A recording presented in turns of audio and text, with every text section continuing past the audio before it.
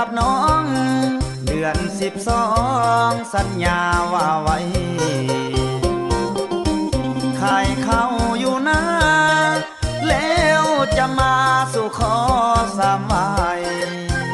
เก็บเกี่ยวเข้าหน้าเมื่อไรอ้ายจะไปจัดงานวิวาเห็นน้ำท่วมนาขอเปลี่ยนสัญญากับคนดีอ้ายขอเปลี่ยนทันทีย้อนบ่มีเงินทองดังว่าหวังจะขายเขา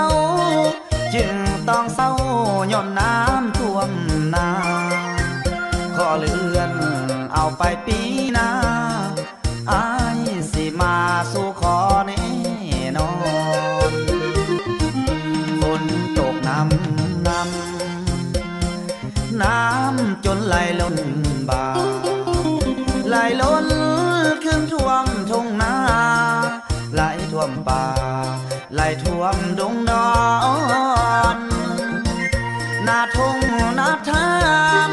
เข้างามต้องตายแน่นอนน้ำท่วมทุกบ่อนงางงอนจงได้เห็นใจ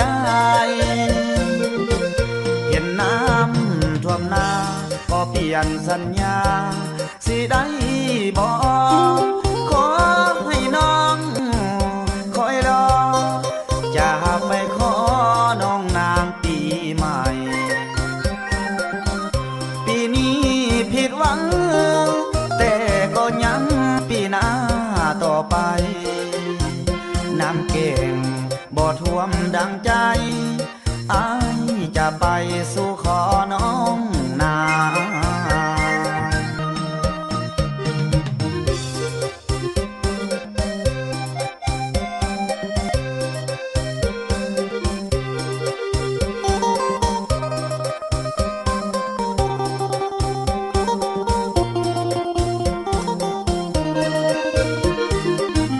ฝนตกน้ำจนไหลล้นบ่า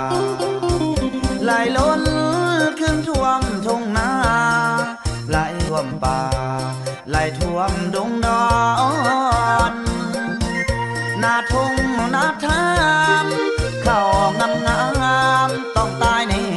นอนน้ำท่วมทุกบ่อนงางงอนจงได้เห็นใจเห็นน้ำท่วมนาขอเปลี่ยนสัญญาสิได้บอกขอให้น้องคอยรอจะไปขอน้องนางปีใหม่ปีนี้ผิดหวังแต่ก็ยังปีหน้าต่อไปน้ำเก่งบ่ท่วมดังใจอ้ายจะไปสู่